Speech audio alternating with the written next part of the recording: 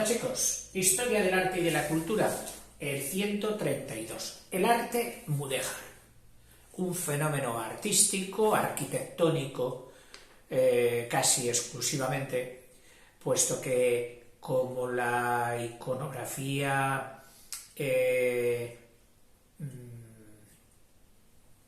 tipo islámico estaba prácticamente reducida a la nada por las convicciones religiosas, pues tampoco en la intersección de esta corriente islámica con las corrientes cristianas, que eso es el mudéjar, pues no hay escultura ni pintura, pero sí arquitectura. Este tema me ha gustado especialmente porque es algo genuino.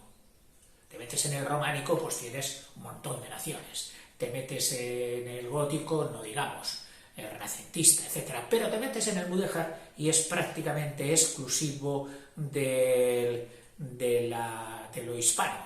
España, también Portugal, como veremos luego, y de España, pues, se traslada a América, Canarias, etc. Vamos a ver, he querido no solo limitarme a mi querida profesora María Comás, cuyo libro de texto ya sabéis que es el que sigo religiosamente, sino que lo he ampliado un poquito con otro muy querido mío, o muy querida mía, que es la Wikipedia, y donde te puedes dirigir pues para ampliar esto tanto como quieras. Así que he hecho unos apuntes que voy a empezar a desarrollarte lo mejor que pueda, y luego también leeremos lo de la profesora, lo de la doctora María Comás, porque aunque se vayan a dar repeticiones entre este bosquejo y el que ella hace, la estructuración es diferente, ya sabes, cada maestrillo con su librillo, y esta diferencia es siempre muy, muy rentable a la hora de estudiar un tema. Hacerlo en 2 o en 3 fuentes y ir viendo las similitudes y las diferencias entre esas fuentes es algo que a nuestro cerebro le induce a grabar ese tema mejor que si solo lo bebiéramos de una fuente, aunque fuera una fuente maravillosa. Yo por lo menos lo he experimentado muchas veces. En fin, no me enrollo más. Mudéjar es una palabra árabe, por supuesto, que significa prácticamente el que tiene permiso para quedarse. Cuando la reconquista cristiana va avanzando hacia el sur, pues van quedando muchos árabes,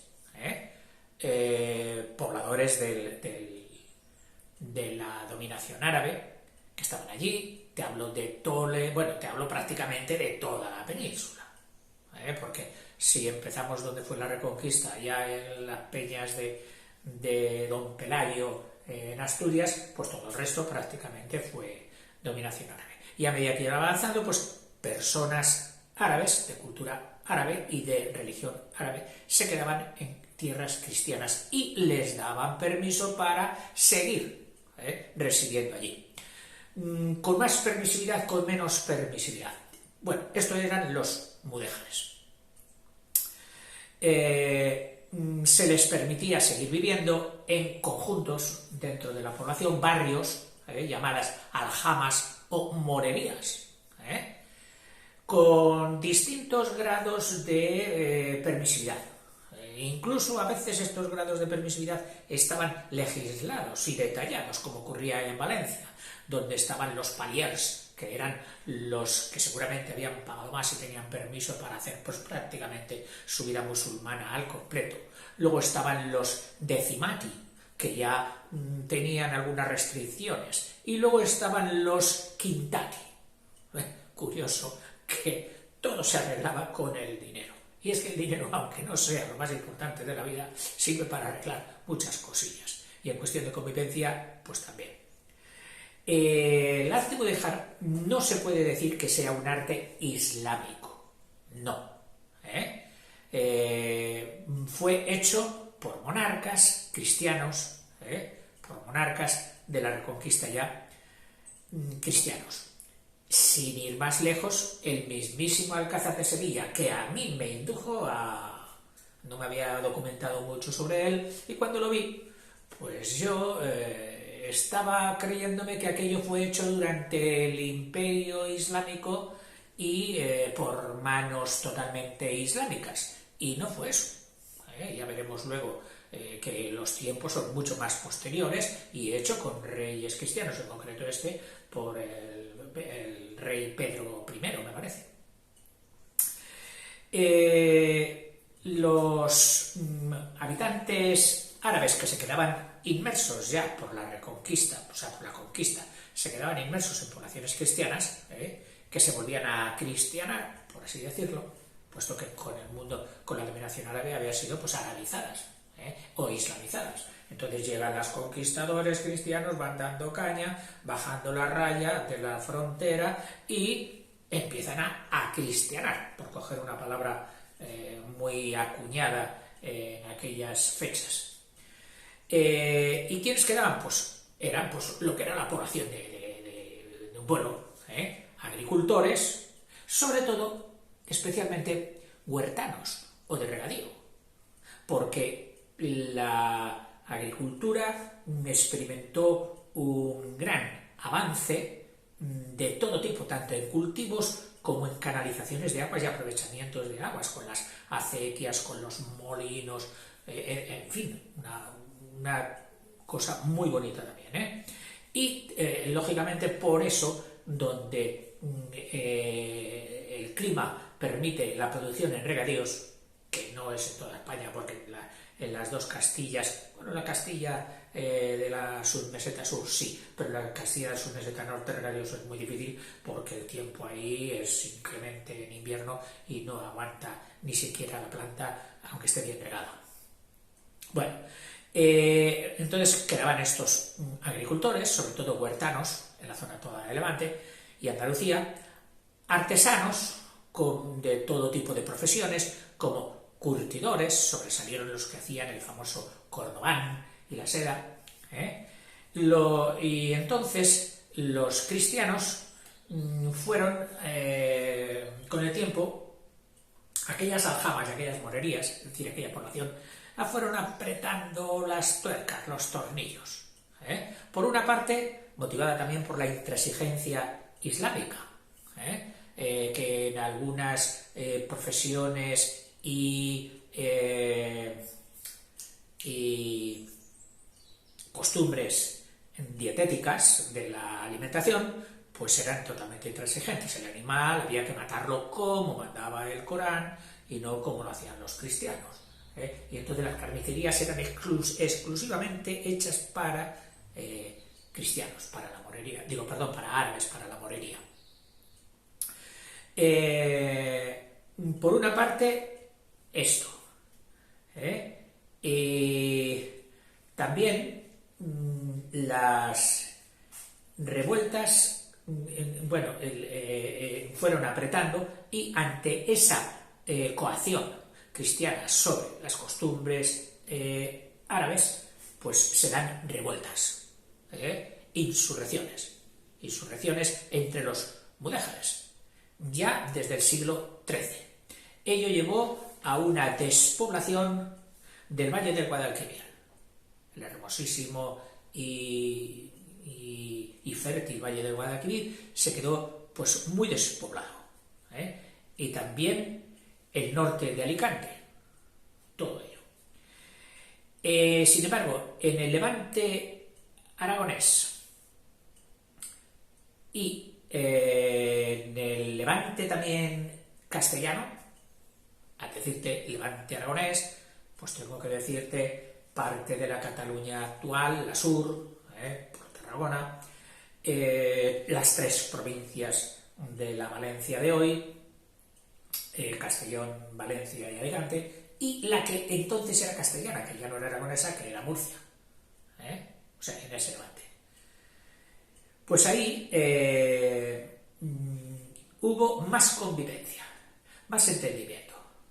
Quizás también porque los oficios de los musulmanes que allí se quedaron, pues eran más cotizados y de más trascendencia en la actividad económica de la zona.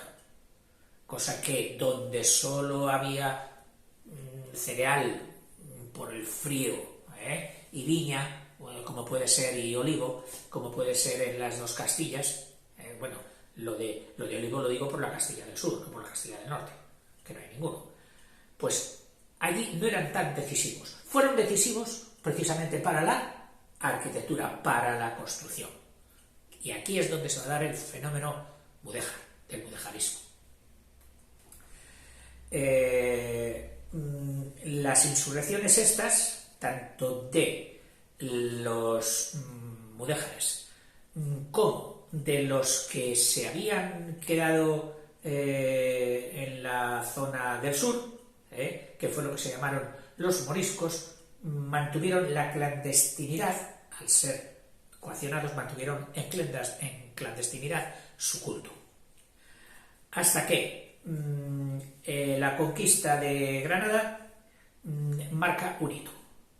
Ahí los reyes católicos dicen: una España, una ley, una norma. Y entonces empezaron a apretar más las clavijas, tanto en el norte, menos porque no había apenas población árabe ya, sino por el sur, sobre los llamados moriscos, obligados a convertirse al cristianismo, que dio la insurrección de las Alpujarras, famosa, en 1568, muy sangrienta, de un recuerdo, y se les dispersa por Castilla, no en Levante.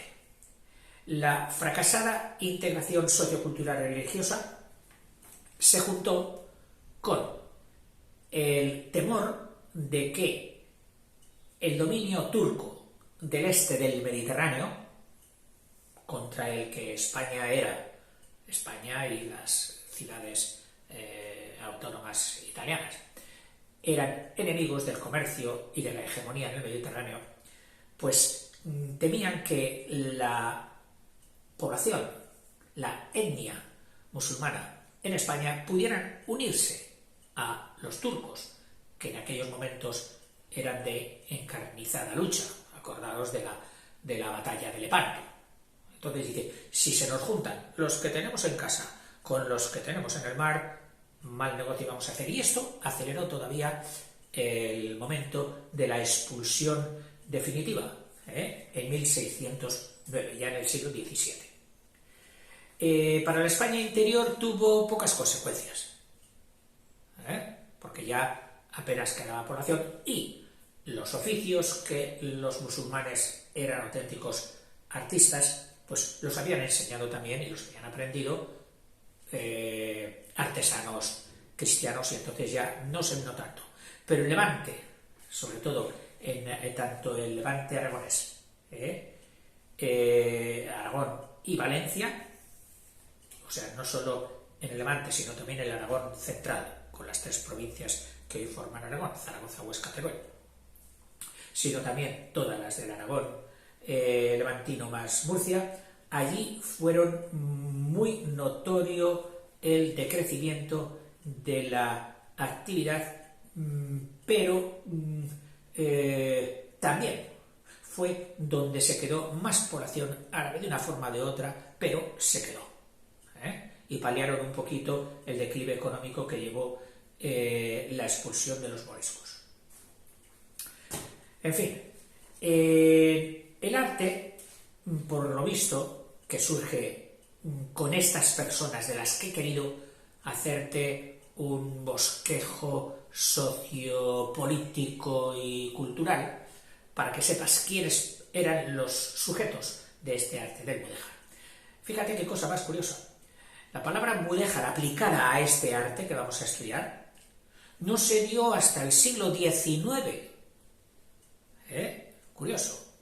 Un tal Amador de los Ríos, un estudioso, en 1859, en una tesis o en una exposición, me parece que era como nombramiento de miembro de la Real Academia de la Historia, pues acuñó el término mudéjar para este tipo de arte. Las características de este arte son materiales blandos, entre ellos el ladrillo, mucho más blando que la piedra, que determinadas piedras, por supuesto, el yeso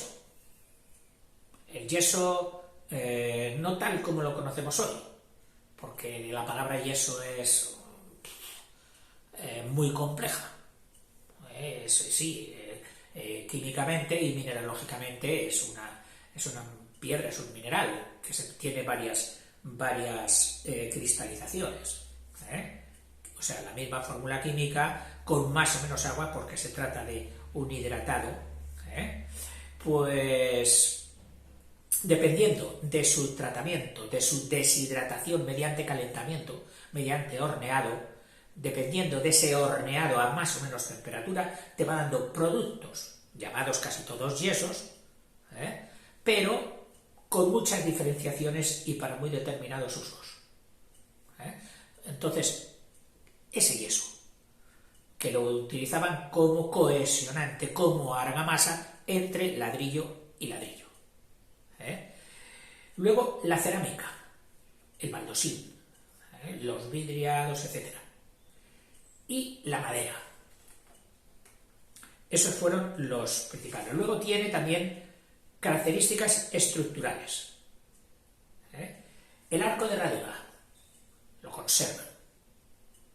Un logro estético muy bonito del arco de herradura sobre el arco de medio punto. A mí me gusta más el arco de herradura. Pero bueno, veremos que también el mudéjar pasa por tener arcos de medio punto, porque muchas veces cuando llegaban los albañiles, los alarifes, que así llamaban árabes, al cabildo de una ciudad o tal, oye, esa iglesia que estáis empezando, ¿qué presupuesto tenéis? Madre mía lo que vais a gastar, ¿y cuánto tiempo vais a tardar a hacerla? No la verán, nosotros no la veremos acabada. Bueno, pues nosotros, los alarifes, os lo hacemos todo muchísimo más barato y más rápido, y lo veréis hecho en pocos años. Nosotros os lo haremos con los planos que tenéis, os lo haremos con los planos románicos, con los planos góticos, incluso con los planos renacentistas, pero nosotros lo haremos mucho más rápido. ¿Por qué? Porque trabajamos con ladrillo, trabajamos con yeso, trabajamos con madera, y veréis que el efecto estético os gustará. Y así empezaron. Precisamente en una de las ciudades pujantes de aquella época, de León, Sahagún, del Camino de Santiago, recibía pues limosnas y todo esto, y también un centro ganadero muy importante, pues habían empezado a construir un proyecto amplio. Y cuando llegaron los alarifes y les dijeron, nosotros lo podemos hacer mucho antes y por menos dinero, dijeron, pues venga, va, empezad. Se trata de la que luego te nombraré de nuevo, de la iglesia de San Cisclo. Creo que lo he dicho bien. Me parece que sí. Que realmente es impactante. Y de ahí luego se fue a otro centro ganadero de primer orden, como era Cuéllar, en la provincia de Segovia. Y entre ese eje se fue distribuyendo a muchos pueblos y ciudades hacer rápido y bonito. La piedra, evidentemente, cuando es pulida, pues tú imagínate cómo la defenderían los canteros. Defendían su oficio. No, nosotros los canteros. Pero es que un cantero, para hacerte una piedra sillar ortoédrica, pues no sé lo que tardaría. No sé lo que tardaría con las herramientas de entonces. Pero bien podría ser un día.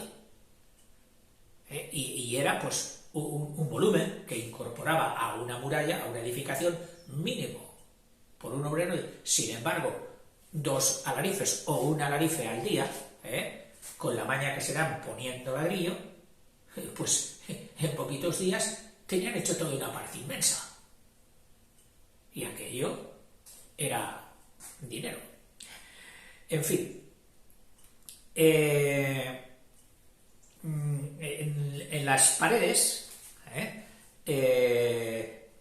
para no hacerlas en la primera fase todavía, en el románico, para no hacerlas tan pesadas como salían en el románico con aquellos contrafuertes, las vaciaban con arcos ciegos. Es decir, una pared, pared, pues hacían arcos ciegos, es decir, que no llegan hasta el interior, pero todo esto quedaba profundizado sobre la pared.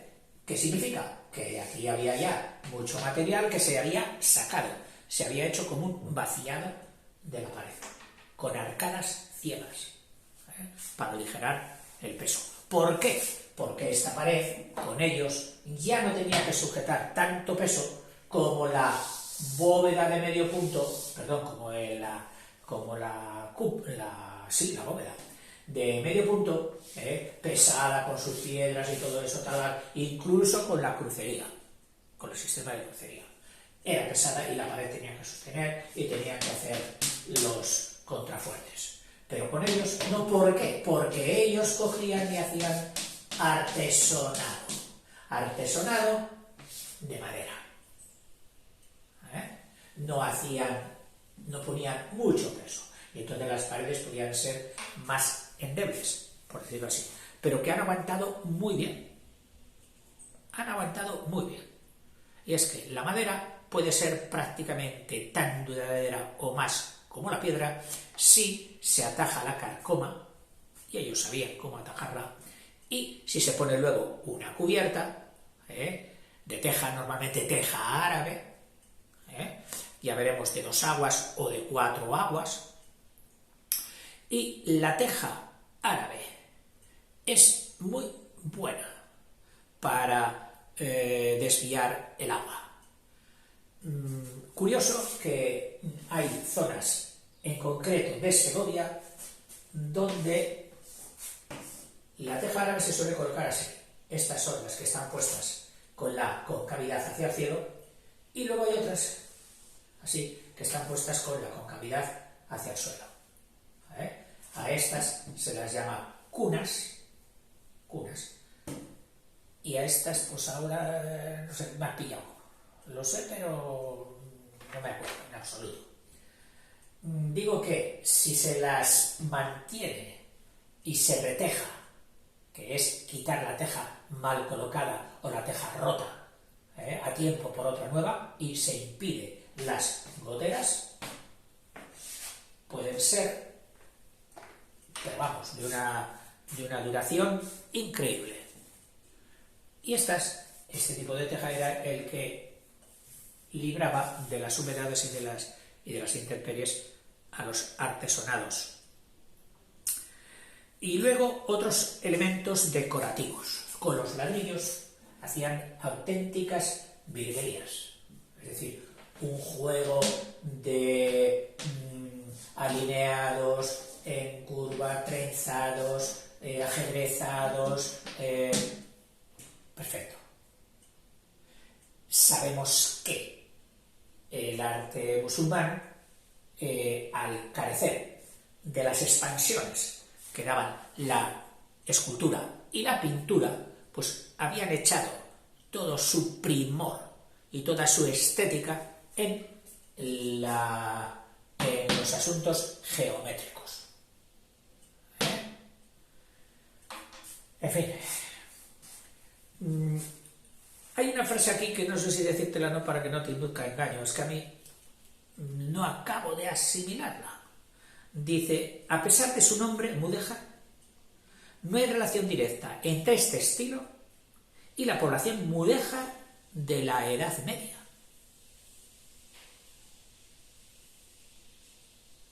Es como si la población mudéjar tuviese el grueso de su actividad en otras actividades. Claro, lógicamente, no todos eran alarices, no todos eran albañiles. Entonces, todas las otras profesiones de los mudéjares eran las que rellenaron la vida de la población mudéjar. Y solamente una parte, los alarifes, fueron los que se pusieron al servicio de las construcciones, sobre todo eclesiásticas, iglesias, sinagogas y mezquitas, y de algunas construcciones también civiles para hacerlas con sus técnicas, pero bajo planos concebidos y mandados por los arquitectos que seguían viniendo de Europa, que no les debía sentar muy bien, que cogieran sus planos y sus artes y en vez de hacerlos con piedra, como ellos los hacían, aquí se los quisiéramos hacer con ladrillo.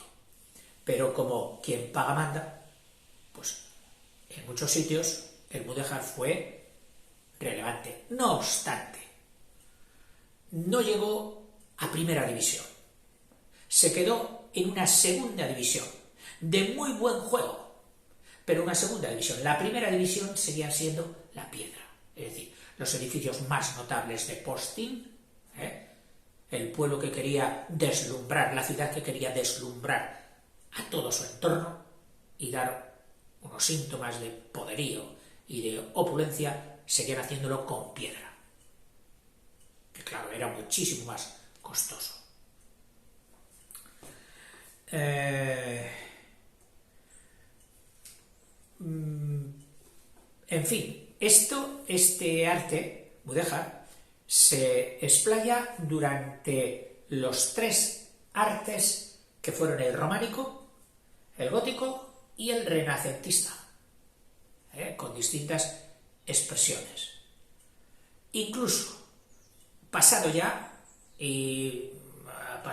por agua ya el siguiente, que fue el barroco, volvería a renacer, ya bajo el adjetivo que suele emplearse para estos casos, que es el historicista.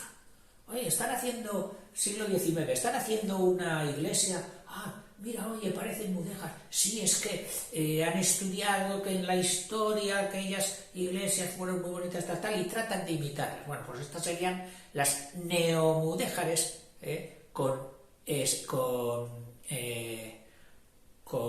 se dice? Con influencias o bajo criterios historicistas, de hacer lo que en la historia se hizo. Esto pasó con el mudéjar y pasó también con el gótico, del que hay muchas manifestaciones en España que se denominan hoy neogóticas. Sin ir más lejos, pues por poner una que puede ser muy conocida, Nuestra Señora de Covadonga en Asturias. Las épocas doradas del mudéjar fueron pues las épocas doradas del románico y del gótico. Siglo XII y si añadimos el renacentista, pues sumamos 2 siglos más, hasta el XVII. Desde el siglo XII hasta el XVII hay manifestaciones mudéjares. Es decir, resumiendo un poquito, si tú coges el románico, el gótico y el renacentista, los sumas, las corrientes musulmanes o arábigas, te da el mudéjar. Románico más musulmán, mudéjar. Gótico más musulmán, mudéjar. Renacentista más musulmán, mudéjar. Los artífices, como hemos visto, no solo eran mudéjares ya, o no fueron mudéjares nativos, o propiamente dichos, es decir, de religión y costumbres islámicas, sino también los moriscos, que fueron los de última conversión forzada en Andalucía, y también muchísimos cristianos ya que luego se agregaban al personal de la obra. Oye, se está haciendo esto. Me lo dirige un alarife tal, pero a ver, tú cristiano, ven, que también te vamos a enseñar a poner los ladrillos y a lo mejor llegas a ser tan bueno como nosotros. Y efectivamente, pues así pasaba. Se dieron por grupos también o por zonas también, las distintas influencias. El primero fue el leonés, claro. Cuando los reinos cristianos se expandieron, primero hicieron lo más temprano fue el reino de León, Asturias, Galicia, León. En Galicia no llegó a entrar mucho el arte mudéjar, pero en León sí. León. Y de León luego se iría hacia Toledo con el avance de la Reconquista y hacia el este, hacia Oriente, por los valles del Jalón y del Jiloca hacia el Ebro y con el Ebro. Y luego de ahí a Levante, a las 3 provincias del Reino de Valencia y a Murcia. En Almería, también del Levante, pues también tuvo mudéjar, pero seguramente que ya más bajo la influencia de lo andaluz que de lo levantino. Por eso se distinguen estas 4 grandes zonas: el leonés, el toledano, el aragonés y el andaluz propiamente dicho. Y luego también con 2 extensiones, una que podría dar para hablar mucho, que sería la extensión o las influencias del mozárabe en América, en la América española, y en las Islas Canarias, donde a raíz de las expulsiones de los islámicos, pues se iban a las islas como diciendo, huimos de la quema, vamos a ir a las islas que estamos más lejos del centro. Y ahí produjeron unos artesonados preciosos, precisamente, como ya veremos, en la población de Santa Cruz de la Palma, la isla que en estos momentos está tristemente de moda por la erupción del volcán, el de Cumbre Vieja. Ahí, en Santa Cruz de la Palma, unos artesonados sobre todo y balconadas, es decir, todo lo que era de madera, precioso, muy bonito. El románico de ladrillo, que así se llamó también al románico mudéjar, a mí me sorprendió. Yo cuando estudié este mismo libro no fui muy buen estudiante, aparte de que es un libro muy denso, y no retuve que el románico hubiera tenido esta expresión en el ladrillo. Y cuando hace años ya empecé a recorrer los pueblos de España, me encontré con este románico de ladrillo y me maravilló. Me quedé impresionante. Y yo venía de las provincias de Palencia, de Burgos, de Soria, donde allí el mudéjar no entró. Parece que hubiera allí una barrera de tipo artificial que impidiera la corriente artística musulmana. Y estaba acostumbrado a la piedra. El románico palentino maravilloso, las ermitas de Burgos y las iglesias, tanto románicas como góticas, y de Soria también. Allí no entró. Como si fuera un hongo que se da en unas zonas y en otras no, por circunstancias climatológicas o de flora o lo que sea. Bueno, pues lo mismo pasó con el mudéjar, que en esas 3 provincias yo estaba acostumbrado a ella. Entonces, cuando entré en la provincia de León, de Salamanca, de Segovia, de Valladolid, y me encontré con este románico de ladrillo, ¡qué maravilla! Es cierto, luego también mi sorpresa tuvo otro segundo capítulo, que fue cuando entré en Aragón, en la Aragón central de Zaragoza, Huesca y Teruel. Especialmente Zaragoza y Teruel. Porque en Huesca, al ser la entrada del Camino de Santiago, el románico de piedra, y también en el norte de Zaragoza, Ejea de los Caballeros, por allá, se daba en piedra. Pero, sin embargo, te metes luego en Teruel y empiezas a encontrar esas torres de ladrillo todas, impecables, preciosas, trabajadas, como trabaja una anciana sus puntillas para el ajuar de su querida hija, con todo detalle. Así están esas torres, con cariño. Todos los ladrillos tienen algo, colocación bonita y además altísimas, las torres. No en mano, a este mudéjar aragonés ha sido declarado Patrimonio de la Humanidad, distinguido por la UNESCO. Ya sabes tú que da esas anotaciones, esos premios. En fin, continúo porque si no me voy.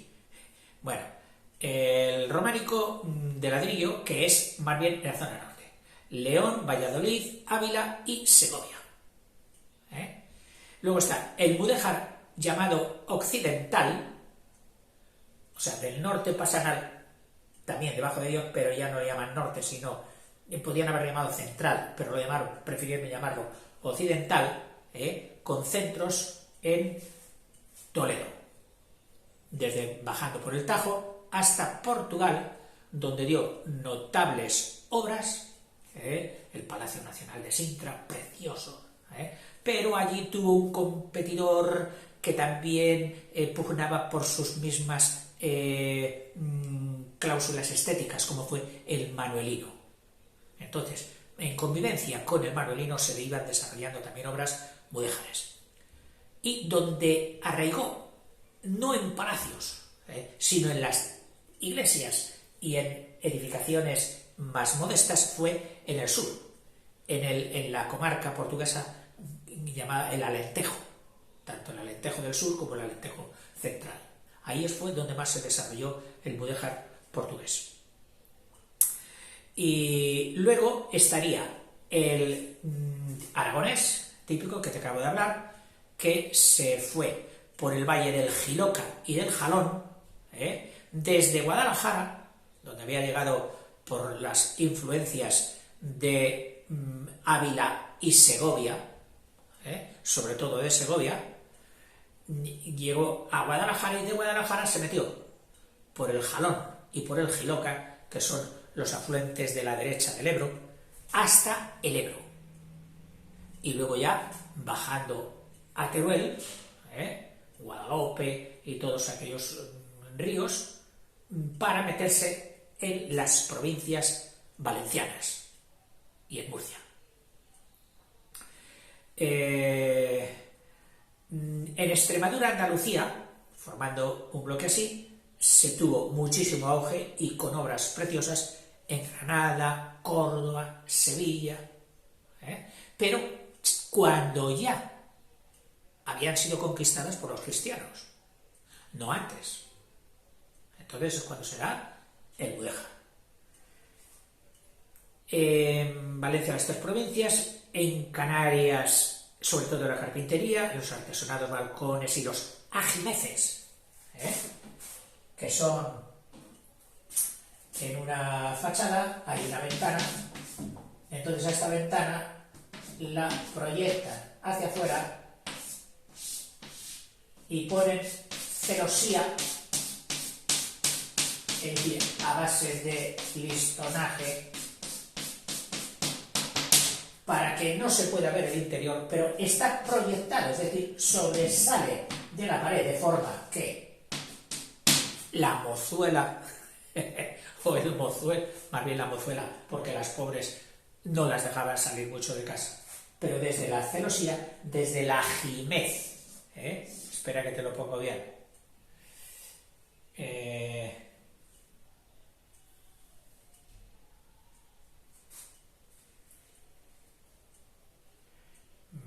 es que... Bueno, te lo pongo... Desde los ajimeces podían divisar lateralmente y frontalmente. Es muy curioso. Pues esto en Canarias, sí, los ajimeces, ahora lo he visto, que son celosías proyectadas hacia afuera.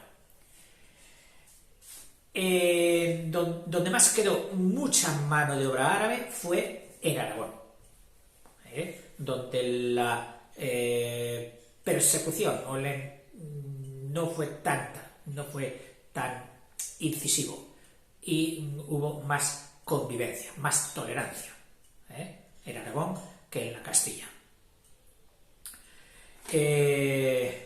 No así en Andalucía. En Andalucía, como se vació mucho el Valle del Guadalquivir, pues había poca mano de obra. Y entonces fueron manos de obras ya cristianas, en siglos posteriores, las que hicieron el arte mudéjar. Muy curioso. Habría para haber pensado lo contrario, ¿verdad? También supuso el mudéjarismo una reacción a lo foráneo, a lo extranjero. Lo mudéjar ya se consideraba más pristino, más enraizado en España. El mundo árabe había calado enormemente, en todas nuestras culturas, la lengua, en todo. Y lo considerábamos más nuestro que lo que venía detrás de los Pirineos, aun cuando fuera bajo el signo de la cruz. Teníamos como más nuestro lo mudéjar que lo típicamente románico o lo típicamente gótico. Lo que pasa es que aquello venía con el caché del superlujo, del super... Claro, las grandes ciudades, Burgos, León, Toledo, pugnaron por tener sus catedrales al estilo moderno de la Europa.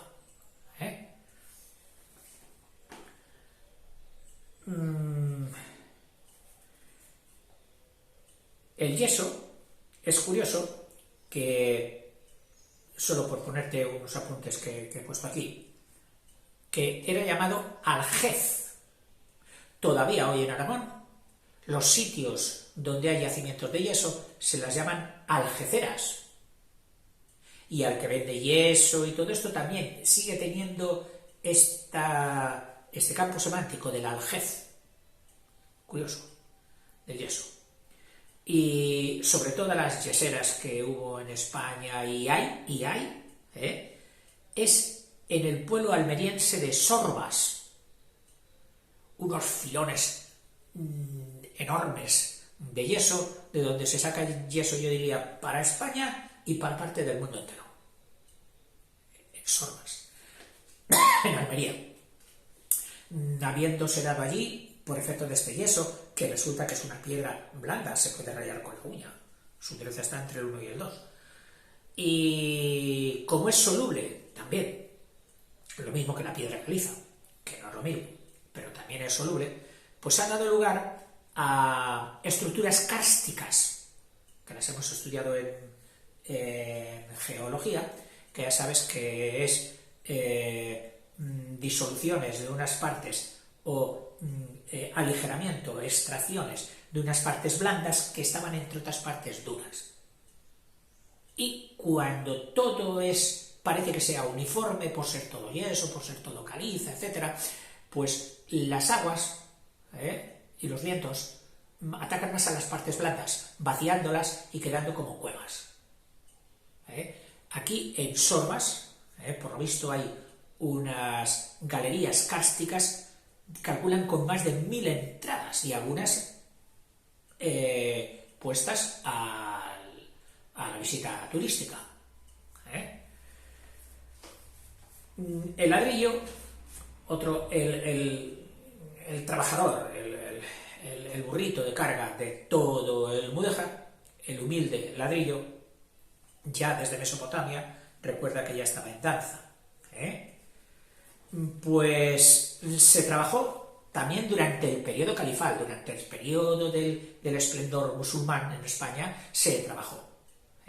Pero seguía teniendo, yo no diría ni segunda división, una tercera división respecto a la piedra. La mezquita, por ejemplo, y las edificaciones más impresionantes del periodo califal se hacían en piedra. Acompañaba también otras edificaciones o algunas partes de esas en ladrillo. Y luego, cuando ya en la decadencia del califato llegaron las incursiones almorávides y almohades, entonces sí que tuvo más importancia y más extensión el ladrillo. La cerámica, que se hizo muy trascendente, puesto que había que decorar aquello.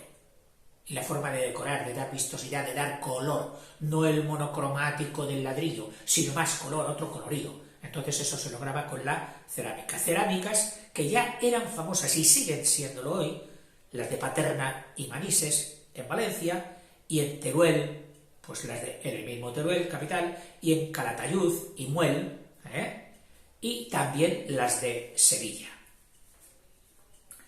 Las cubiertas planas o artesonados también se llamaban alfarjes y se sigue llamando.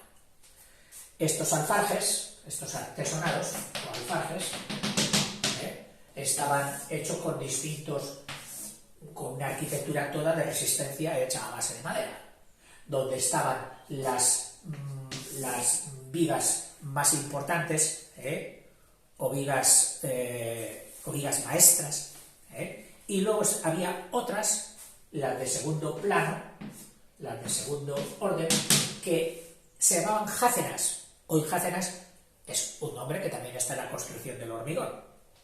A veces vemos ahí como una tira más gruesa que las demás, para sostener dos encofrados. Digo, no, dos.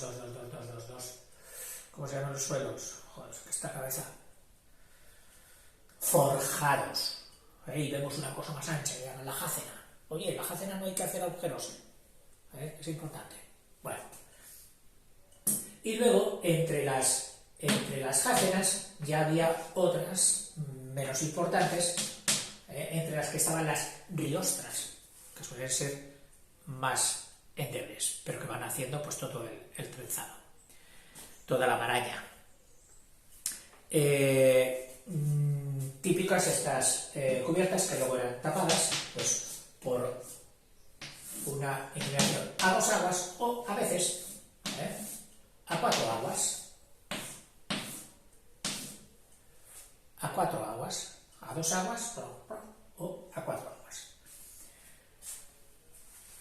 Los alcázares reales, algunas obras nos vienen ahora, los alcázares reales, de Sevilla, de Segovia, de Tordesillas, por hablar de obras civiles, no religiosas, de civiles. Palacios de prelados, de obispos y magnates en el siglo XV y XVI, muchos hechos de forma mudéjar, como el de Alcalá, el del duque del Infantado en Guadalajara y la Casa de Pilatos de Sevilla, que se la suele llamar así, que era un palacio también. En Toledo, una de las puertas de la ciudad, la Puerta del Sol, preciosa, también en estilo mudéjar. Y castillos, aunque ya en el siglo XV-XVI ya no se hacían castillos plenamente defensivos, porque la artillería ya había dejado atrás esas paredes, ya las había hecho inútiles, pero todavía se hicieron castillos tirando a palaciegos, castillos apalaciados. Y uno que a mí me dejó también, ¡qué barbaridad! ¡Qué mole! ¡Qué inmenso! Digo, ¿cuántos ladrillos habrá aquí? Porque estaba hecho todo el ladrillo. Te estoy hablando del castillo de Coca, del castillo de Coca en Segovia, que lo puedes buscar en las redes de internet y es sorprendente. Voy a parar aquí porque ya he perdido la noción del tiempo, pero como me queda todavía un trocito, ya pienso que debes estar saturado. de tanto rollo. Hasta luego, chicos.